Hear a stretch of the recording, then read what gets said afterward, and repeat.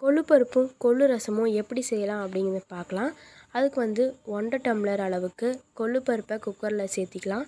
சேர்த்திட்டு தண்ணி ஊற்றி நல்லா 2 தடவை வாஷ் பண்ணி எடுத்துக்கலாம். வாஷ் பண்ணதுக்கப்புறம் ஒரு சொம்பு தண்ணி ஊற்றிக்கலாம். 3 பெரிய சைஸ் தக்காளியும் 4 பச்சை மிளகாவும் கட் பண்ணாமே சேர்த்திக்கலாம். சேர்த்திட்டு அரை ஸ்பூன் மஞ்சத்தூள், தேவையான அளவு விளக்கெண்ணெய் ஊற்றிட்டு குக்கரை மூடி வச்சுக்கலாம்.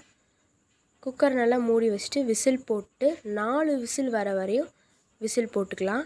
4 விசில் வந்ததுக்கப்புறம் கொள்ளு, தக்காளி, பச்சை மிளகா எல்லாமே நல்லா வெந்து வந்துருச்சு. கொஞ்சம் தண்ணி ஊற்றி கொதிக்க வச்சுக்கலாம். அப்போ தான் நம்ம ரசம் இருக்கிறதுக்கு தண்ணி இருக்கும். ஒரு பாத்திரத்தில் புளி ஊற வச்சுட்டு தக்காளியும் பச்சை மிளகாவும் நம்ம போட்டிருப்போம், அதையும் எடுத்து இதுக்குள்ளே ஊற்றிக்கலாம். ஒரு பேன் எடுத்துகிட்டு அது எண்ணெய், கடுகெல்லாம் போட்டுக்கலாம். ஜீரகம் 1/4 ஸ்பூன், மிளகு 1/4 ஸ்பூன் போட்டுக்கலாம். மல்லி 1/4 ஸ்பூன். அது நல்லா பொரிஞ்ச உடனே வெட்டி வச்சுருக்க வெங்காயத்தையும் போட்டு நல்லா வதக்கி விட்டுடலாம்.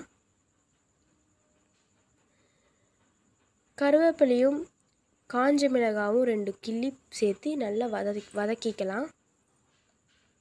வதக்கிட்டு அதை எடுத்து நம்ம எடுத்து வச்சுருக்க கொள்ளில் போட்டு நல்லா கலந்துக்கலாம். கலந்துட்டு தேவையான அளவு உப்பு போட்டு நல்லா மிக்ஸ் பண்ணி விட்டுலாம். உப்பெல்லாம் எல்லா பக்கமும் பரவற மாதிரி நல்லா மிக்ஸ் பண்ணி விட்டுலாம். நல்லா ஃபுல்லாக மிக்ஸ் பண்ணி விட்டு கொஞ்சம் கொதிக்க விட்டுட்டு 2 பல் பூண்டு போட்டுக்கலாம். மிக்ஸ்சர் எடுத்து ஜீரகம் 1 ஸ்பூன், மல்லி 1 ஸ்பூன்,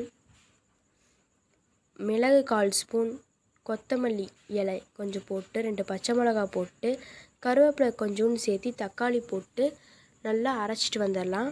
நம்ம ஊற வச்சுருந்ததை நல்லா கையை விட்டு நல்லா கரைச்சி எடுத்துக்கலாம்.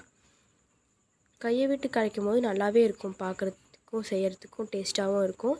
நான் அரைச்சி வச்சதை எடுத்து அந்த நம்ம கலந்த மிக்ஸ் கூட சேர்த்திட்டு அதே வடச்சட்டியில் எண்ணெய் ஊற்றி கடுகு கடலைப்பருப்பு கொஞ்சம் போட்டுக்கலாம், 1/4 ஸ்பூன்.